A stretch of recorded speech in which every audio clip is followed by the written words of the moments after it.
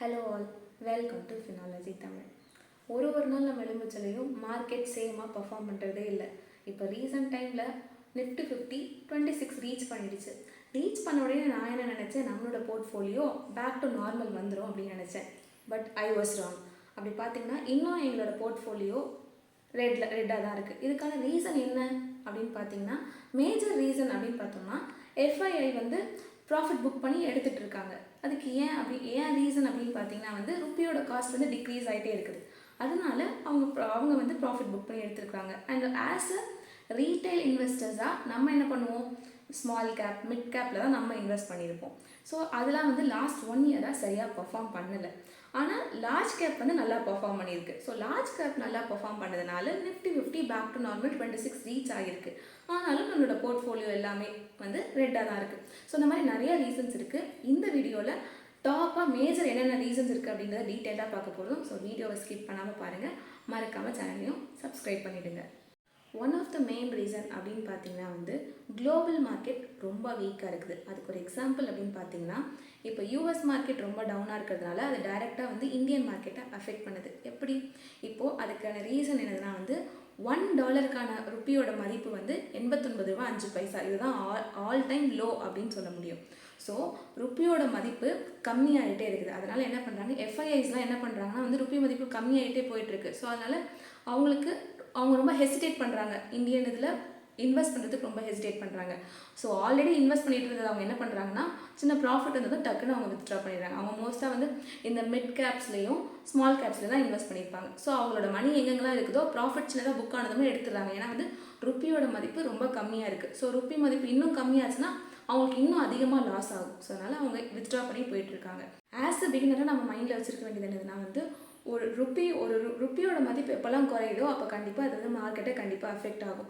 So எப்போவுமே நம்ம மார்க்கெட்டை பொறுத்த வரைக்கும் டிஐஐஸால் என்ன பண்ண முடியும்னா மார்க்கெட் ஃபால் ஆகாமல் தான் ஒரு சஸ்டெயினபிளாக ஒரு ரெசிஸ்டண்ட்டாக இருக்க முடியுமே தவிர்த்து, ஆனால் அவங்களால மேலே கொண்டு வர முடியாது. இதே எஃப்ஐஐ அவங்களோட ஃபண்ட்ஸை இதில் இன்வெஸ்ட் பண்ணி மனசு வச்சாதான் நம்மளோட மார்க்கெட் நல்லா பர்ஃபார்ம் பண்ணும், ஹை ரிட்டர்ன்ஸ் நமக்கு கிடைக்கும். And mainly small and mid cap is under pressure. இது யாரை எஃபெக்ட் பண்ணுது அப்படின்னு பார்த்தீங்கன்னா, நம்மள மாதிரி இருக்கிற ரீட்டைல் இன்வெஸ்டர்ஸை ரொம்ப எஃபெக்ட் பண்ணுது. அண்ட் நான் ஆல்ரெடி சொன்ன மாதிரி எஃப்ஐஐஸ் ப்ராஃபிட் புக் பண்ணி அவங்க எடுத்துகிட்டு இருக்காங்க. ஸோ அவங்க ஏன் எடுக்கிறாங்கன்னு பார்த்தீங்கன்னா, அதோட வேல்யூ அதிகமாக இருக்குது அப்படின்னு சொல்லிட்டு அவங்க ஃபீல் பண்ணுறதுனால அவங்க எடுக்கிறாங்க. இதனால நமக்கு என்ன ஆகுது, எல்லாமே கம்மியாகுது. ஆக்சுவலி ஃபார் த பாஸ்ட் இயர்ஸில் நீங்கள் பார்த்தீங்கன்னா ஸ்மால் அண்ட் மிட் கேப் நல்ல ஒரு வேல்யூயை கொடுத்துட்டு இருந்துச்சு. ஸோ அது இப்போ ஃபால் ஆகுறதுனால நம்ம எல்லாராலையுமே அந்த ஹீட்டை உணர முடியுது. ஸோ அதனால தான் நம்மளோட போர்ட்ஃபோலியோ இன்னும் டவுன் ஆகிருக்கு. ஸோ ஆஸ் எ இன்வெஸ்டர்ஸ் நீங்களாம் ஸ்மால் கேப்லேயோ மிட் கேப்லேயோ இன்வெஸ்ட் பண்ணியிருந்தீங்கன்னா நல்லா மானிட்டர் பண்ணுங்கள், அடிக்கடி ரீபேலன்ஸ் பண்ணுங்கள் செக் பண்ணி. அண்ட் மெயின்லி அதோட ஃபண்டமெண்டல்ஸை நல்லா மானிட்டர் பண்ணிகிட்டே இருங்க. சரியா? ஸோ ஃபண்டமெண்டல்ஸ் மானிட்டர் பண்ணணும், எப்படி பண்ணணும்னு தெரியலனா மறக்காமல் வீடியோவில் இருக்க சேனலை செக் பண்ணிக்கோங்க. ஸோ ஃபண்டமெண்டல்ஸ் நல்லா லேர்ன் பண்ணி அதை மானிட்டர் பண்ணி ரீபேலன்ஸ் பண்ணிகிட்டே இருங்க. You will be in safe place. And எல்லாத்தையும் நான் ஷார்ட்டாக உங்ககிட்ட சொல்லணும் அப்படின்னு பார்த்தீங்கன்னா, நம்பர் 1, ஸ்மால் அண்ட் மிட் கேப்பில் எஃப்ஐஐஸ் ஹெவியான ப்ராஃபிட் புக் பண்ணி மூவ் ஆகுறாங்க. அதுதான் மெயின் ரீசன். அதனால தான் இது ஃபால் ஆகுது. அண்ட் நம்பர் 2ன்னு பார்த்தீங்கன்னா வேல்யூவேஷன் ரொம்ப ஜாஸ்தியாக இருக்குதுன்னு நினைக்கிறதுனால யாருமே இதில் பண்ணாமல் அதனாலேயும் மார்க்கெட் ஃபால் ஆகுது. அண்ட் நம்பர் 3, இந்த ரெண்டுத்தையும் பார்த்த ரீட்டைல் இன்வெஸ்டர்ஸ் என்ன பண்ணுறாங்கன்னா பேனிக், அதாவது பயந்து அவங்க வித்துடுறாங்க. ஸோ ஆஸ் அ பிகினராக நான் அவங்களுக்கு என்ன அட்வைஸ் பண்ணுறேன்னு பார்த்தீங்கன்னா ஸ்மால் கேப்னே வச்சுக்கோங்களேன். ஸ்மால் கேப் ஒரு ஆக்சுவலி ரோலர் கோஸ்டர் மாதிரி மார்க்கெட்டும். அதுவும் ஆக்சுவலி மார்க்கெட் மேலே போச்சுன்னா இதுவும் அஹெடாகவே மேலே போகும். ஸ்மால் கேப்பும் மார்க்கெட் கீழே வந்துச்சுன்னா இதுவும் அஹெடாகவே கீழே வரும். அதாவது 10 அடி மார்க்கெட் 10 அடி பாஞ்சா ஸ்மால் கேப் 11 அடி பாயும். ஓகேவா? அது ரைஸ் ஆகச்சுலையும் சரி, ஃபால் ஆகச்சுலையும் சரி, இதை நீங்கள் மைண்டில் வச்சுக்கோங்க. ஸோ ஆஸ் அ பிகினராக நீங்கள் என்ன பண்ணணும் அப்படின்னு பார்த்தீங்கன்னா ஃபண்டமெண்டல்ஸை கீப் ஆன் அனலைஸ் பண்ணிகிட்டே இருக்கணும். பேனிக்கே ஆகக்கூடாது.